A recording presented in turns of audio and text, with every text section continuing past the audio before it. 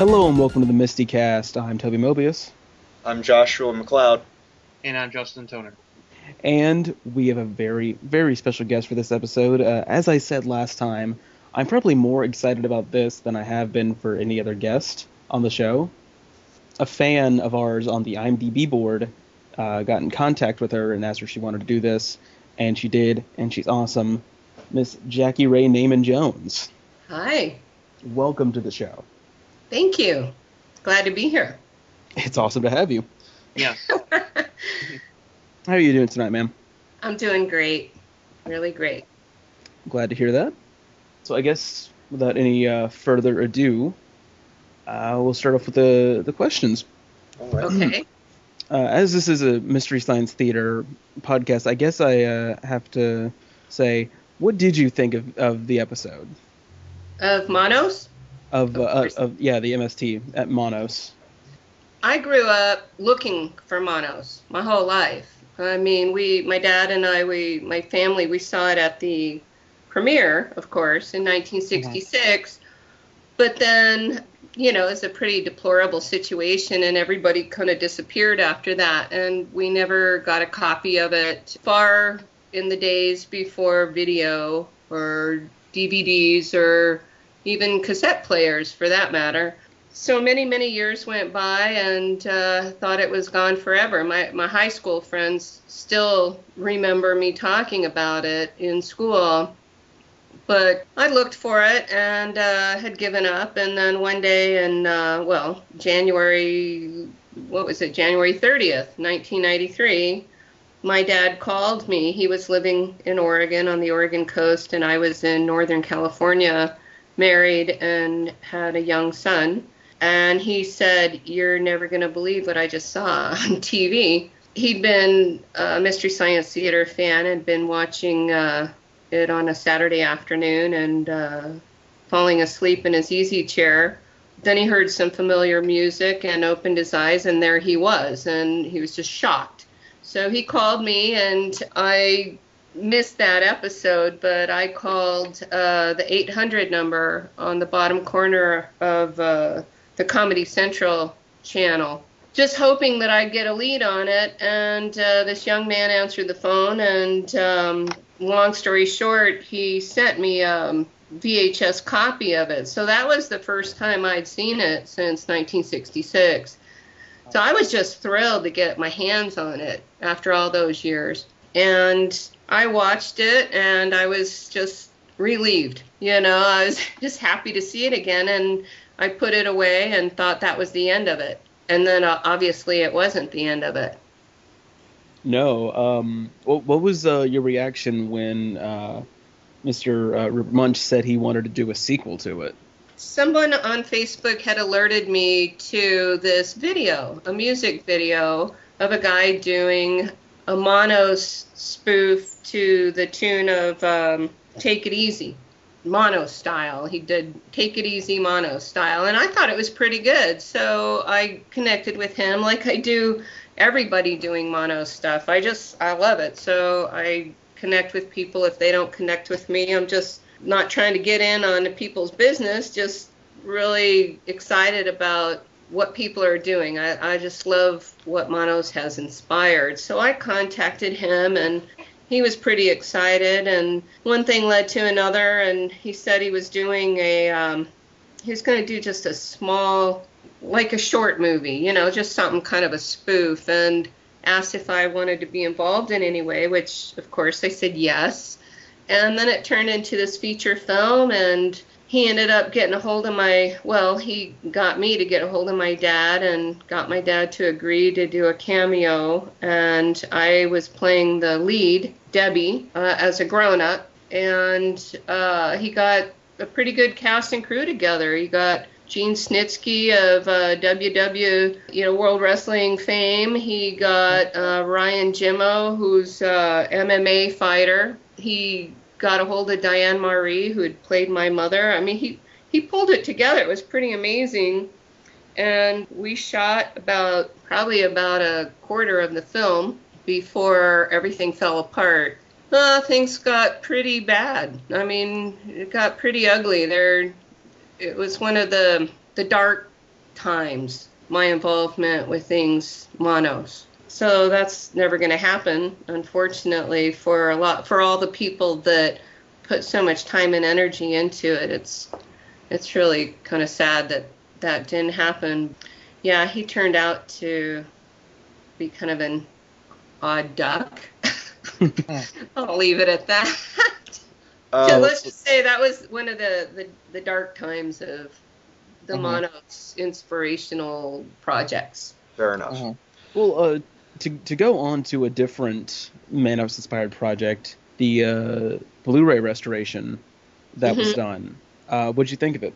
Oh, that's amazing. I've had the privilege to be a special guest at several events with Ben Solovey. I've been to Hollywood for a film festival there. I got to go to the Seattle Film Festival 2 years ago in 2012, and I was a special guest in 2010, I believe it was, at the El Paso Classic Film Festival, which is one of the largest classic film festivals in the country. They had 80 classic films and Manos. And and Manos. I love that. I like how you said that. 80 classic films and then Manos.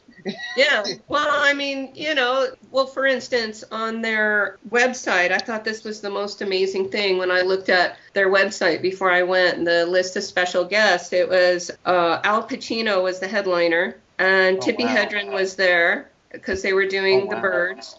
And they were playing, I can't remember her name, the woman who played Scout in To Kill a Mockingbird was there, and Jackey Raye Neyman-Jones. I was just blown away that I was on that list. And they treated me like a queen. It was wonderful. And when they played the restoration that night, there were over 300 people showed up, and they kept Ben and I there for hours. I didn't get to bed that night till 2 o'clock in the morning because people just kept wanting to talk about Manos. It was wonderful. I was so happy.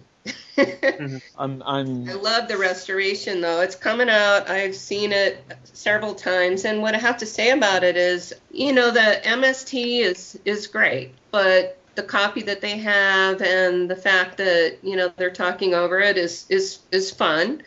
But watching is like looking at it through a murky pond as compared to the restoration. The colors, the clarity is incredible. It's a broader screen, so from my point of view, I get more screen time in it because it's shown the way that it was intended to be in the first place. It's not all cut up, and it doesn't make it a better film, but it's way more interesting because you get to see the details of it. Like, for instance, when my dad grabs John Reynolds Torgo's hand and catches it on fire, if you look just to the right of him, his left, you can see the can of lighter fluid at the base of the column.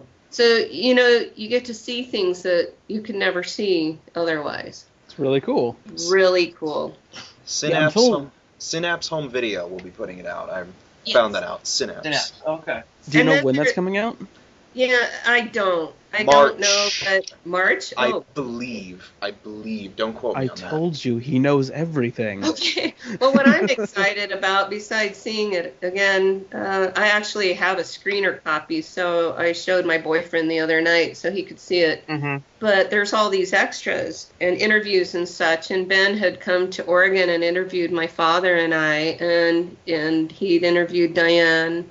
So I know what my dad and I, we sat there for quite a long time talking to him, but I have no idea what that's going to be, that interview. So I'm pretty excited to hear that. We've spoken to Ben before. He is the nicest guy. Oh, Yeah, he he's was. great. In fact, he's setting up a screening in New Orleans sometime after February. One way or the other, I'll be there. Yeah. So I'm really looking forward to that because I haven't been to a screening since Seattle in 2012. Cool. I want to talk a little bit about the making of the film, specifically about the man, the myth, the legend himself. What do you remember about Mr. Hal Warren? What I remember about him is that, you'll see in one scene, where he grabs me and throws me over his shoulder like a sack of potatoes. For me personally, I was just a prop. I didn't get the feeling he was very comfortable with children. In fact, for most of my life, I was under the impression that he didn't have any children except for his son, who his wife was pregnant at the time. Oh, wow. One of his sons was born in October, just before the premiere. Turns out he was married several times and had other children as well. So I don't know. He just wasn't a warm, fuzzy guy. He was very serious. He had been a comedian. I mean, he had quite a career before then. And the way I've learned that is because I'm writing a book. And I've done extensive research on everybody. I mean, my book is going to cover things that nobody knows. Me, myself, I'm just learning. Manos is turning out behind the scenes to be so much more than anybody ever imagined, including myself. But the people that I've interviewed about Hal say pretty much the same thing. On set, he was just all business. He's stressed out. He was trying to get this thing done. I mean, the filming happened in like 8 days, Wow. a week and a half. Wow, that fast? Yeah, everybody had day jobs and they were borrowing the camera and things had to happen very, very quickly, and they did. And then the editing session was something like, it was an overnight editing session in the news studio after hours, because in those days there was no 24/7 programming for local television stations. You'd have the color, that beep all night. This ends our broadcasting day type thing. Yeah, and so they went into the news studio at night and used their equipment and had to get it done. So it was pretty much, the whole thing was edited in like 6 hours. Do you think, because looking at a lot of directors of films that were featured on Mystery Science, some of them were earnest in their desire to make a great movie, and some of them were clearly shysters that were just trying to make a quick buck. Mm-hmm. Do you think Hal Warren was legitimately thought he was making a good movie, or I'm not saying he was trying to pull a scam, but do you think that do you think that he was kind of like a shyster, basically? Well, yeah, and I won't use that word either, but what my dad remembers and what other people remember is that he sincerely was making a film, for sure. And he didn't really tell anybody that he thought it was going to be a great film. I mean, my dad remembers him saying that he knew it was going to be a B film. He didn't expect it to be more than that, because based on what they had available to them, he knew that was the best it was going to be. But what he had hoped for was that Manos was going to be the film that caught attention to El Paso and the talent there and the backdrop. The fact that the city would have embraced that element. He felt that he was going to be the guy that brought the film industry to El Paso and brought attention to El Paso. I mean, I think he really believed that something more was going to come of it. He'd written another script. He was going to film another film. I mean, God, Hal Warren was a go-getter, that's for sure. That guy was intense and determined. The fact that he got this thing going, like at the premiere, he had all the city officials there. He had anybody that was anybody there. He had a red carpet. He had a big spotlight scanning the sky. He had autograph seekers, little boys that he had paid him something and given him a pad of paper and a pencil. He thought of all the details. It was on the scale that was possible with a non-existent budget. I mean, he did more than most people could ever do on that kind of budget. What most people could do today with video. I mean, everybody and their dog has a camera, has video potential with their phones, with everything, and none of that was available then. So you got to hand it to him. He set out to make a movie, and he did it. He did it. And, the sad part from a lot of people's standpoint is that he died in, I believe it was 1987, and never got to see it, that it had become anything. Personally, I think he would have got such a kick out of it, just to know that it had made it, even to that level. I remember someone said he was quoted as saying they could have redubbed the film as a comedy and it would have been a hit. So I think he probably would have gotten a kick Yeah, out and of the I don't MST know that treatment. he actually said that. That's kind of paraphrasing from an Yeah. article that was written that said, an article that was mocking it, that said that it could have been something like, it could have been redubbed in Esperanza and marketed as a foreign film or something like that. So I think there's so much mythology about Manos, and that's how I got involved in the first place when I first got online. Got a computer in the 90s and started finding these things that people were saying. I just kind of would set myself out there to clear up some of the myth. That's how I got, that's how I came to be kind of where I am now, is just by communicating with people. I remember in 2004 there were a lot of rumors. I'm going to run some of these by you, and I want to get your opinions on them. One of the most prominent rumors is that 5 of the cast members committed suicide within 1 year of making the film.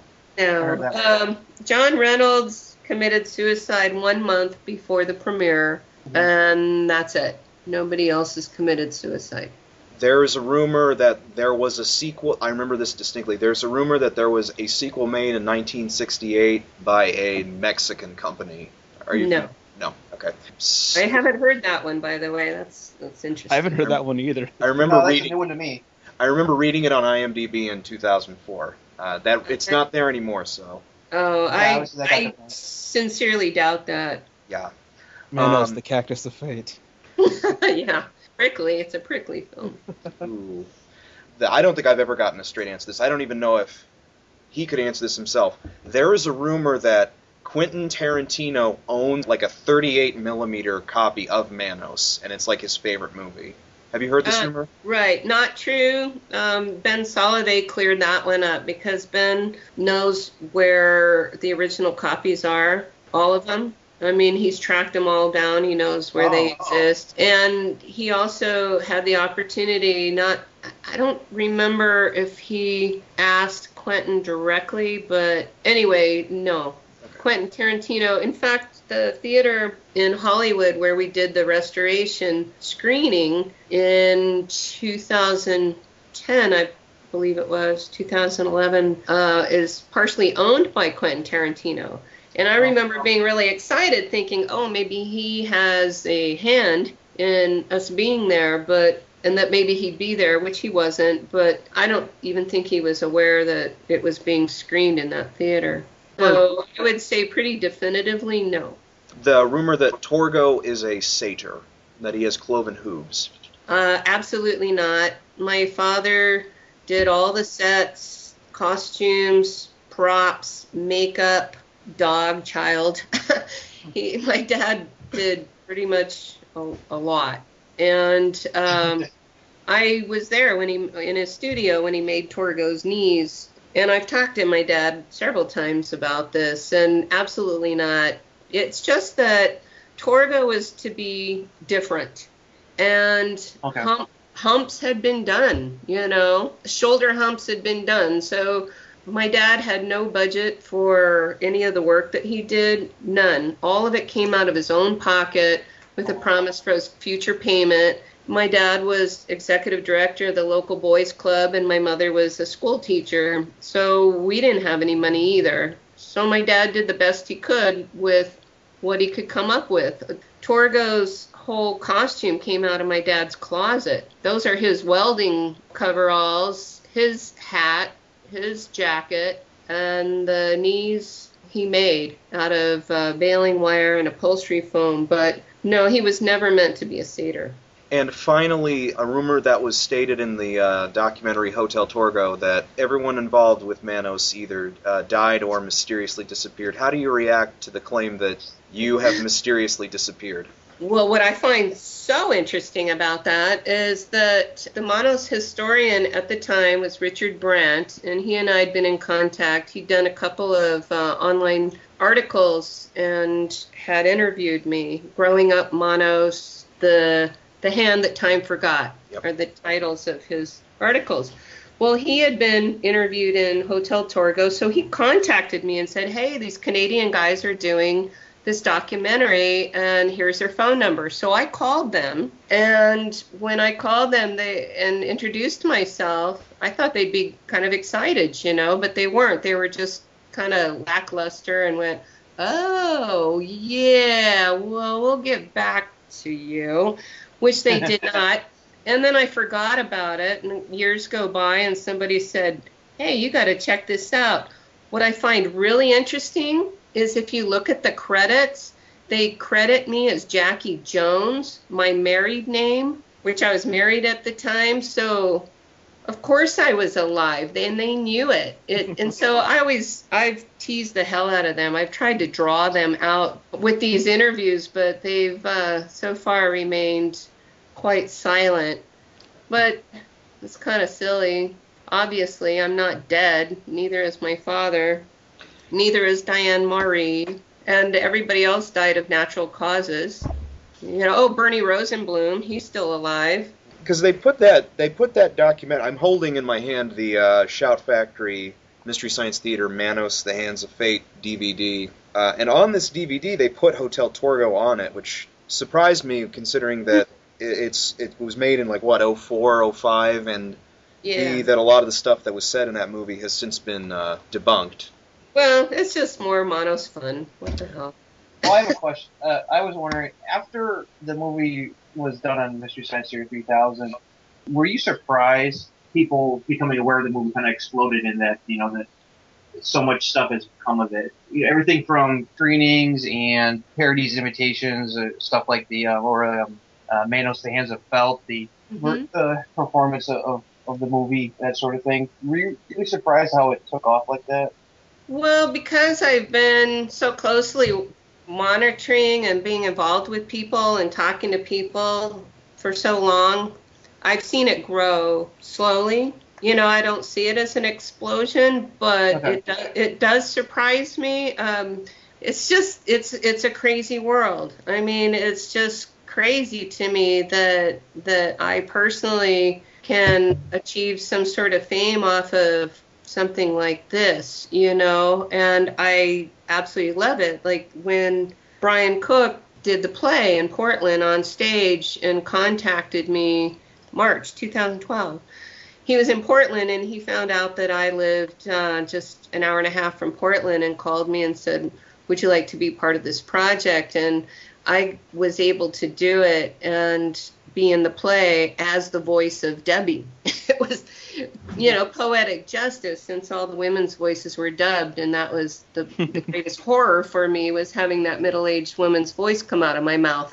So now on stage, I get to be the middle-aged woman voicing the doll on stage, and things like that. I mean, to me, it's not so surprising it's just marvelous. It's wonderful to see the variety and the talent, and I am so honored, just so honored to have the opportunity to meet so many incredible people and to be invited into all these projects in one way or another. It's astounding in that way. The creativity, and the fans are the most amazing people. They're just the kind of people I want to know. They're creative and intelligent, well-spoken and versatile, and the variety of people and lifestyles, and that's wonderful. More than surprising, I guess. But I guess if I look at it overall, yeah, it's pretty shocking. Just like the original poster says, shocking. That is beautiful. Yeah. Thanks. Oh, I have a question. The Master's cape. There's a rumor that Hal Warren kept it and wore it on Halloween. Yeah, I think that's true. And then his son Joe wore it, or still wears it. He actually shipped it to us. My dad put it on for his cameo in the sequel.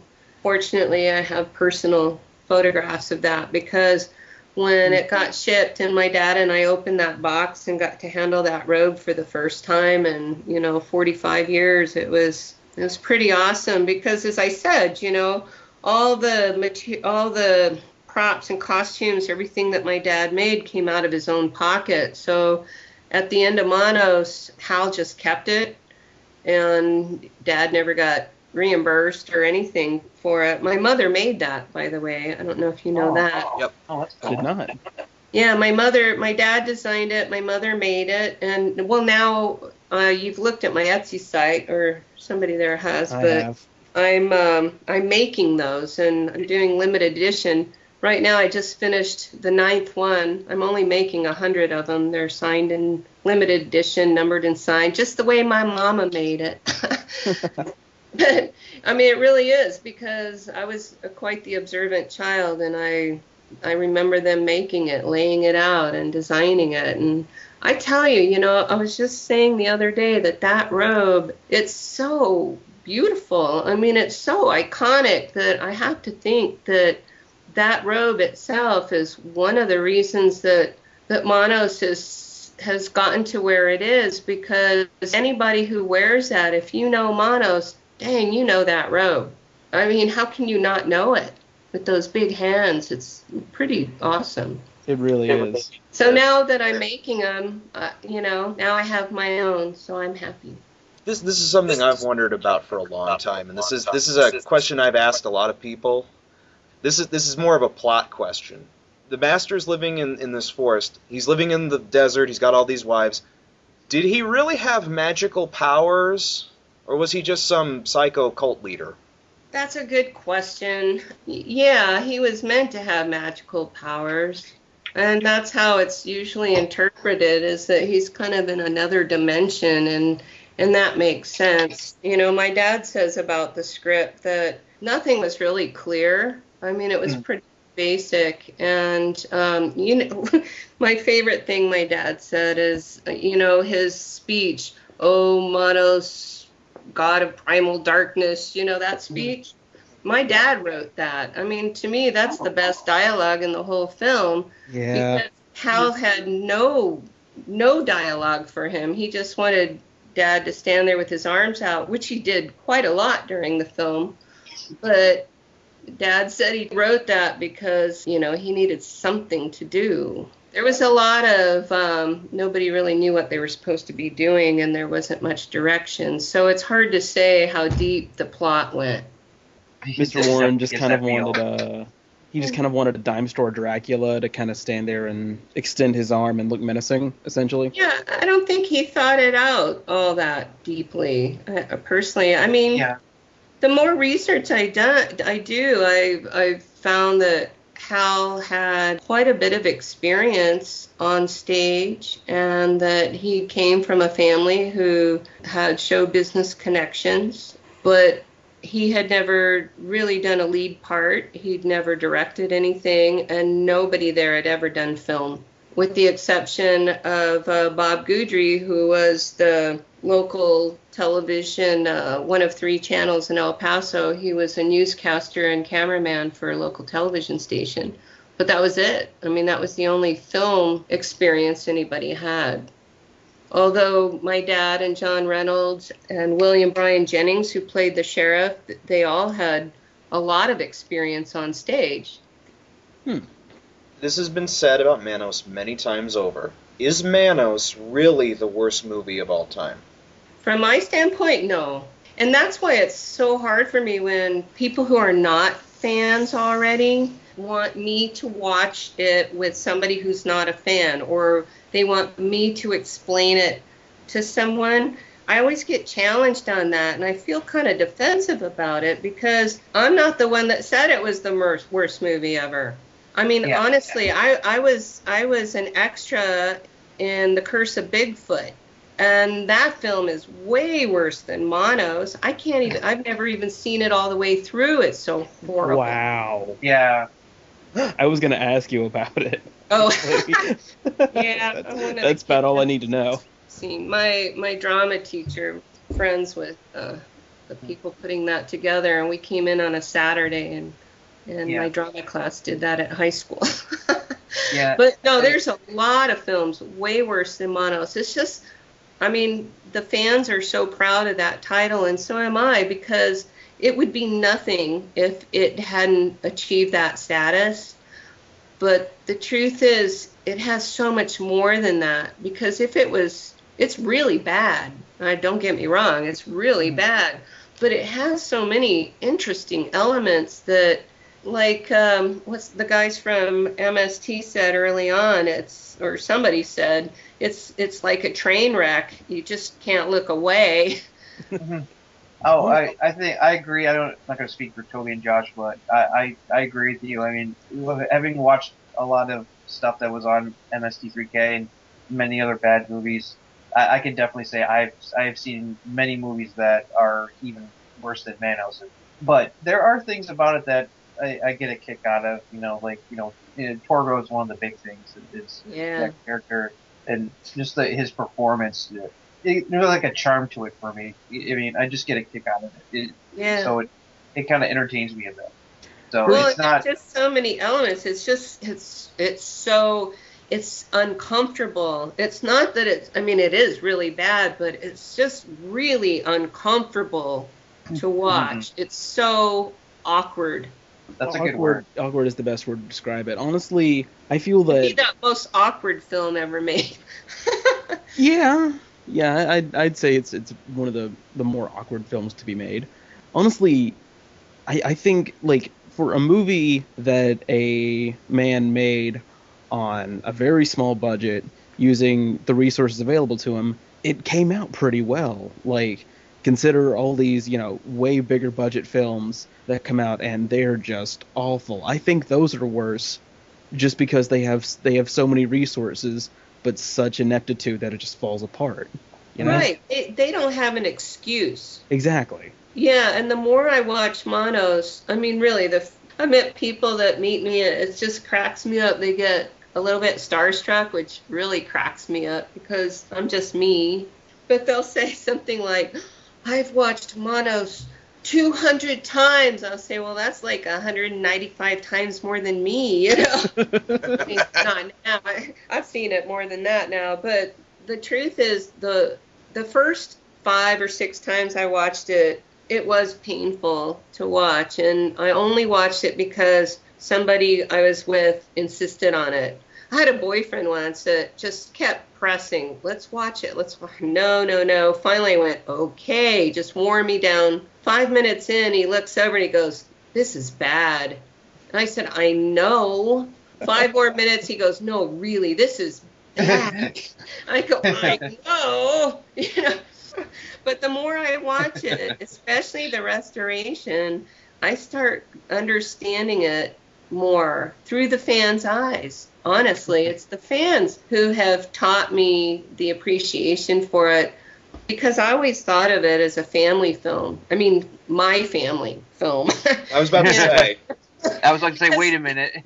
No, because the dog, the Doberman, was my dog. The car at the end was our car. My great-grandmother made the bedspread that's on the bed. Everything came from our house. I watch Manos and I go, oh, that's ours, that's ours, that's ours.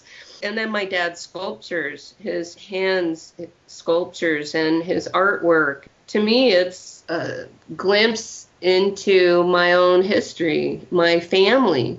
So that's why I love it. But the fans have taught me how to love it for everything else it is. And from, like, Ben Solovey has taught me to love it from the film standpoint. And I've met so many fans, the younger fans, so many of them are from film school, and they came to Manos because they learned about it in school. It's taught in film schools as everything not to do in filmmaking.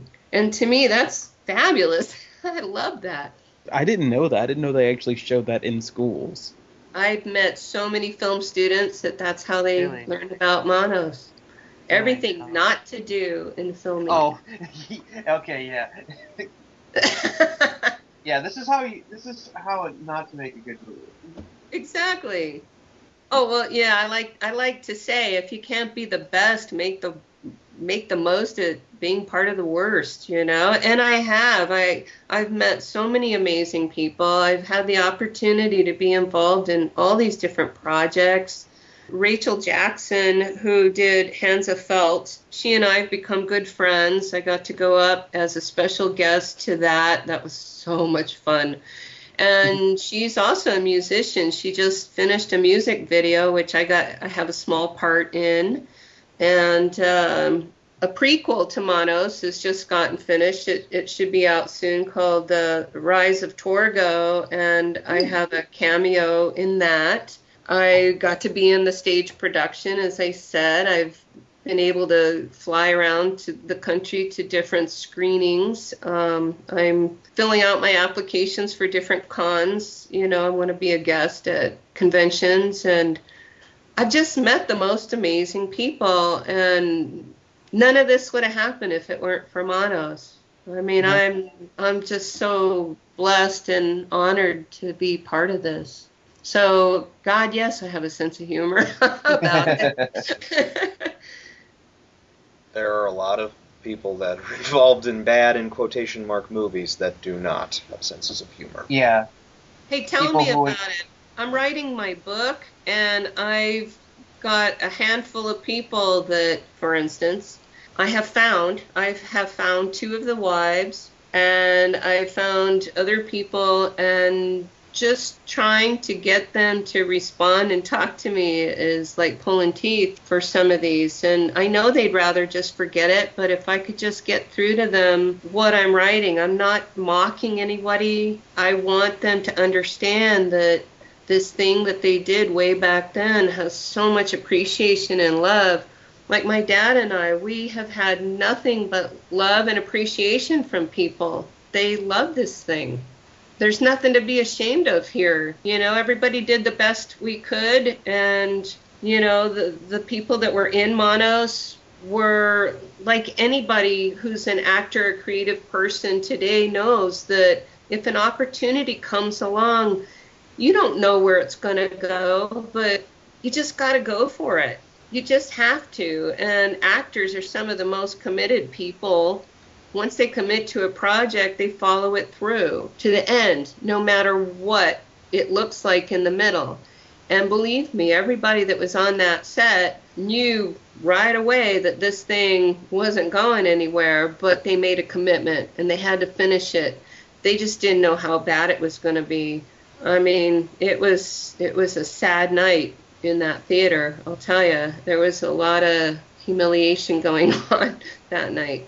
In 1966. There's a rumor that they heckled the film. Is that true? Yeah. Yeah, it was pretty bad. Yeah, there's plenty of people that have been a part of, quote, bad movies that either they want to forget about it or they embrace it. You obviously are in the category you embraced it. And there's nothing wrong with that, I think, really. I think that's awesome. Yeah. I'm hoping to get more people on board if anything, maybe it'll be closure for them. Yeah. So you said you're writing a book about film and everything? Yeah. I'll definitely have to buy that when it comes out, because I think that would be a really fun read. What's the title of it, if you don't mind telling us? Well, we don't have a definitive title yet. It started off as a memoir, about behind the scenes and my memories and my interviews with my dad. But it's just become so much more than that. I have a co-author and an editor, Laura Mazuka-Toops, who is a Chicago-based writer and editor. I had been planning to write this book for years. I've been actively planning it since 2010, but I just kept getting stuck, on what direction I want to take, how it's going to go. And then I met her through Facebook, and we just clicked. And I love her style. She has kept me on target. We're moving right along with this thing. It'll be out this year, but it's turned out to be so much more than a little memoir book. I mean, this is going to be an actual book, 8 Days at Valley Lodge, the Manos Festo. Yeah. I don't know what I'm going to call it, Manos, the Manos story. I don't know. We'll come up with something really cool. And then, I don't know if you've heard of, this is new, Manos, the Band of Fate. Really? I have never heard of this. Did not hear of this either. It's brand new. You can look on my page. Look on Manos, the Hands of Fate fan page. I don't know who these guys are yet, but they did a song about me. There's a song about me. It's called Jackey. I'm just thrilled. Now I got a song about me. Who gets that? That's you know? awesome. And it's catchy. I mean, they're staying mysterious at the moment. I don't know who they are, but they're raising funds to get their LP cut, and they've been releasing their singles out on the internet. So go check it out. They've got the Torgo Twitch, I think it's called. They have songs for everybody, but they're pretty good. That's awesome. I will definitely have to look them up. Have you played the Manos video game that came out recently? Not the new one. I know. I just went. Oh shoot! I just went blank on his name. The guy. He's from England who made that game and the first one, and we became friends several years ago when he made the first game. But I have not seen the second one. I've seen it, people talking about it, but I haven't seen the game yet. Okay. But I hear that I'm in it. I have not gotten to play it, although I would like to because I finally have a phone that can run it. Yeah, his first game was pretty good. I liked it. I can't play it, but I kind of played along with somebody else who was doing it. So, I mean, I couldn't get past the fireplace in the first one, so I had to sit along with someone else who took me through the whole thing. I gotta ask this, because Torgo is one of those characters that has sort of transcended time in this film. Why does Torgo transcend this film so much? Because he's just such a diverse character, I guess. He ran out of Valley Lodge and into our hearts. Yeah, I think a lot of that has to do with the backstory of John Reynolds. You know, he was only 24 years old, and God, he was such a creative young man, very, very dedicated actor, and people can see through that part to see that there's this talent underneath there. But you get the sense of his inner turmoil and his self-torture. You know, he committed suicide just 1 month, exactly 1 month and a day before the premiere, so he never even saw it in the theaters. And he committed suicide in a very dramatic way. And I think that people have this empathy, this connection to him as a person besides his character. But there's something in his character that just, it comes through. It's hard to say. I mean, I remember him personally and my dad certainly remembers him. He was good friends with my dad, so I learned more about him when I talked to my dad and fills out the picture. But yeah, he was a very creative, introspective, shy young man, and I think it comes through. Was the voice that is in the movie, that kind of disjointed emphasis voice that Torgo has, was that the actual voice he spoke with when he did the character? Well, the cameras were silent. I mean, because from what I understand, they're Bell and Howard wind-up, and they're so noisy. So everything was dubbed. Mm-hmm. And actually, the men that were in the cast, it was John Reynolds, my dad, Tom Neiman, William Bryan Jennings, and Hal, that drove 800 miles to Dallas, Texas, from El Paso to a sound studio. And they recorded it there in a sound studio. And all the women's voices were dubbed by one voice actress in that studio. None of the women went. So every woman in Manos is the same woman. But the men all had their own voices, with the exception of Bernie Rosenblum, the kissing teenager, and the deputy. So that voice in the movie, that's John Reynolds as Torgo. Yes. Yeah. Do you think he would have liked the attention that Manos received later on? No, absolutely not. He was very serious. No, I don't think he would have at all. I don't think he would have got the humor of it. I always thought one of the things that the music that plays for him, the Torgo theme music. The haunting Torgo theme. That definitely adds something to the character, you know, the way he walked, the way he acted. I mean, that combined with, you know, everyone knowing what happened to him after the movie was done, it kind of adds to why people are fascinated by the character. Yeah, oh, and about the music, that's interesting is that because of that 6-hour drunken editing session, the music was put in before the editing, and so that's why it starts and stops so awkwardly. That adds to the Oh. awkwardness of the film, and Torgo is handling the luggage and the music just stops and then it starts again. It's it's because of the editing. That may be my favorite facet of the movie is the I scene. know. The Yeah, scene where he's walking too. and the music just stops and he starts talking and then he walks Yeah. back So and it starts up it again. adds to it. It's just awkward. When I get the Blu-ray, I'm gonna watch it with my mom and see what she thinks of it. That'll be fun. Let me know. I will. Just a few months ago, my friend and I, who were fans of Mr. Science Theater 3000, we've been introducing another friend of ours, and she'd never seen Manos. And going back to what we were talking about earlier, when she watched it, she said, "Yeah, it was bad," but she goes, "I've seen worse." But she enjoyed it though. That's why when you brought that up, that put a smile on my face because it's not the first I've heard other people say the same thing. So it's kind of cool that you have the same thing.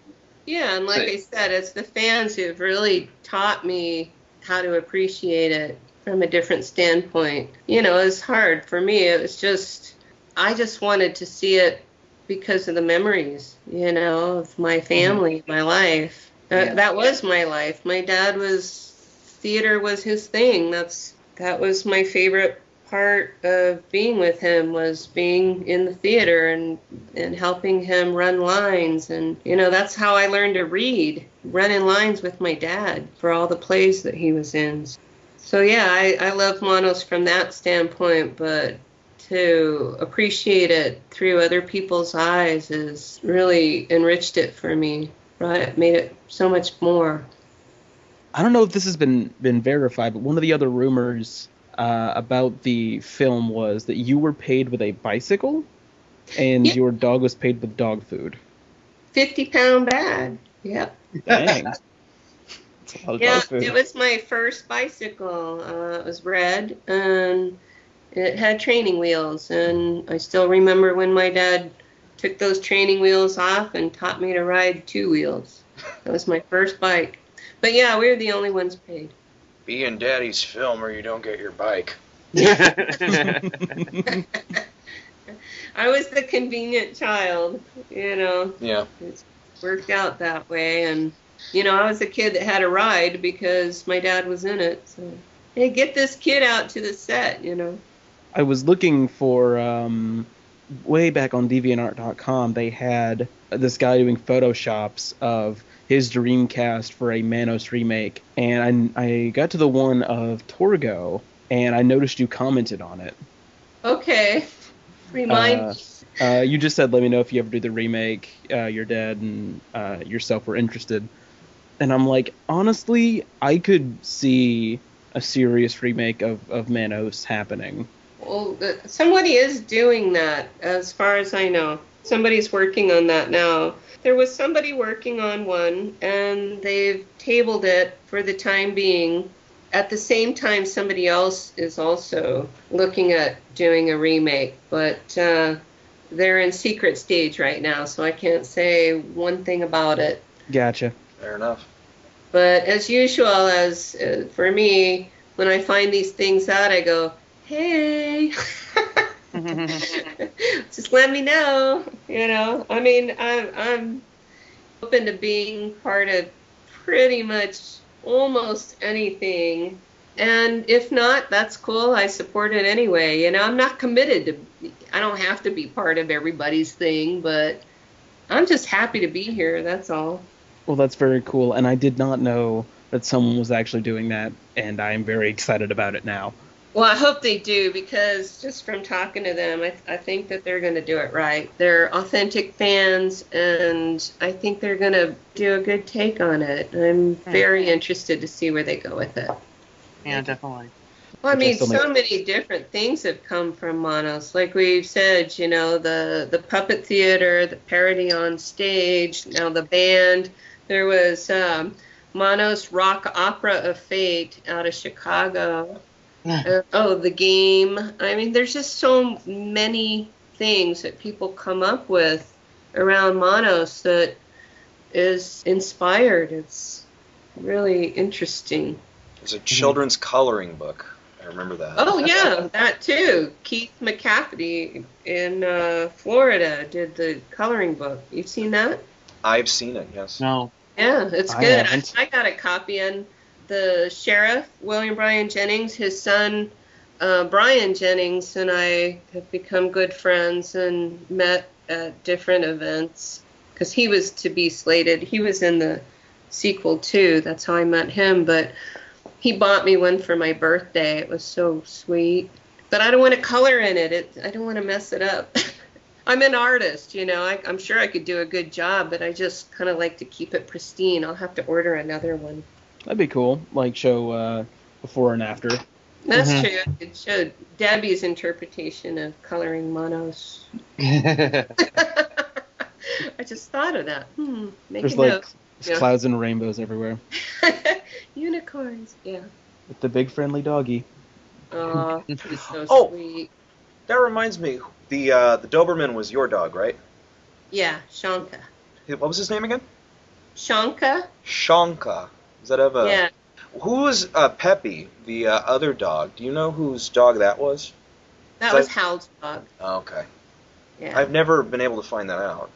Yeah. No, that was Hal's dog. That was Okay. their, little Peppy. We finally cracked the case. The wiggly poodle. Yeah. Did you ever go back to the filming location before it burned down? No, I actually had the opportunity twice when we were in El Paso filming the sequel, and again when I went to El Paso for the film festival, and I didn't go out there, and now I wish I had, because it's pretty much gone, you know. It's just, besides being burned, and it's made of adobe, and as soon as adobe gets exposed to the elements, it just melts. One I remember in the Torgo documentary, they went there and it was all graffitied and vandalized and kind of sad. Yeah, what is it? The University of Texas at El Paso. There's a extended campus that their parking lot actually abuts that property, and so I think that's when it started getting vandalized, was students, you know, and kids, you know, proximity. Mm-hmm. Being able to go out there, it became kind of a party place, and that's what happened. So Let's get high and summon the Dark Lord Manos. Darn kids. but the columns are still there, and the stone slab, the master's bed, are still there. I should go. Wouldn't that be fun? I should get pictures of myself. I wonder how tall I would be against that mini column that they stood me against in 1966. That'd be very cool. I'd like to see that. Yeah. I have to finagle another invitation to the film festival. Well, they really enjoyed showing it. The people that were running the festival, just very wonderful, gracious people. I could see Manos being invited back. Well, that'd be very cool. And I would love to see that. Mm-hmm. I got one last question, and Okay. I think this is a good question to end on because it ties back to MST3K. What is your favorite riff from the MST3K version of Manos? The Hands of Fate. Well, my favorite is the the second one that they did, the new riffing they did in the theaters. The riff tracks one? Oh, the live one? Yeah. Yeah, the live one was when I get up off the couch and go out the door, where my parents are so enthralled with the master's painting they don't notice that I've disappeared. I said something like, "Oh, the hell with this! Debbie's going out for a smoke." That's a good one. I saw that in the theater, and I saw it in Salem, Oregon, and I sat in the first row, and of course nobody in that theater knew who I was, and just sitting it with an audience and listening to them laugh, and I laughed so hard I had a stomach ache. I thought, I love the way they portrayed me as this drunken, druggy smoker, you know. Because it made sense. I'm always passed out on the couch, you know. It's like pass out, wake up, you know. And your parents in the film are clearly neglecting you. Oh, yeah. Oh, yeah. Oh, the fact that in real life they had me put my little face down on that horrid couch. Wait till you see the restoration. That couch is even worse. It's so disgusting. I'm sorry about that. Well, I mean, it's kind of a wonder that I don't have I'm not a germaphobe or something. That was a good. I actually just finished watching that today, like right before we started. Okay. That was a very good riff. Hilarious. I loved it. I loved it a lot. Well, that's my favorite. Josh, what's your favorite riff from that? My favorite riff, it changes day by day. There's two that come to mind. One is when they're driving, during the extended driving sequence, and Servo says, "So, what are we, about half an hour into this movie?" And Joel says, "No, it's more like about 3 minutes." Servo's like, "No." Yeah. And then the other riff I like that involves Debbie, they drive to the hotel, they get to the hotel or the inn or whatever it is. Is it an inn or a hotel? Is that ever established in the film? No, it really isn't. Right. I mean, it's not an inn or a hotel. I mean, it's the master's house. I don't know. It's so confusing because it says Valley Lodge and the sign pointed this way, but it's clearly not a place for guests. Again, unclear. That was Highway 10. My favorite riff involving Debbie is when they get there and they get out of the car, they walk up to Torgo, and Crow says, "All right, we got the kid. Where are the negatives?" Yeah. that I have to agree on that one. My other favorites are hitting the Thigh Master Torgo and Joel's line, "Every frame of this movie looks like someone's last known photograph." Yeah. Those I kill me like every that time. one too because it kind of is, I mean. I think my favorite one, like, it's not even that funny. I just like the joke. Just kind of comes out. My real name is Roger. Yeah. It's such a stupid line, but I love Actually, it. my other one is when Mike's trying to get through the door, and it's like, here's Johnny. Yeah. I'm gonna have to watch the riff tracks live again. Yeah, I like that one better. I like that one better. But of course, they had a lot of years to refine their riffs. I'm very anti-re-riffing something, but I'm curious to see what it'll be like to see the riff tracks version. The riff tracks version is pretty good. They came up with a lot of good new jokes for the movie they were really funny. And plus, the shorts are worth watching. The shorts are very funny. Yeah. Welcome back, Norman. Yeah. Was that fun with tubes or something? At your fingertips, cylinders. Yeah, Cylinders. Cylinders at your fingertips. Yeah. Although I could live the rest of my life without seeing that again. I know enough about cylinders now. Welcome back, Norman. That was an odd case because it's like a 10-minute short of a guy just being an oblivious jerk. Yeah. Poor thing. You just feel bad for him. So it's like an episode of Mr. Bean. In a way, yeah. Because he doesn't say anything. Not as fun. Except it's not funny. Actually, that short would have been much improved with the presence of Mr. Bean. That's true. True. It kind of basically, it's a Mr. Bean sketch without his raw intensity. Yeah, it kind of falls a little flat. This has been a great conversation. Yes. It's so much fun tonight.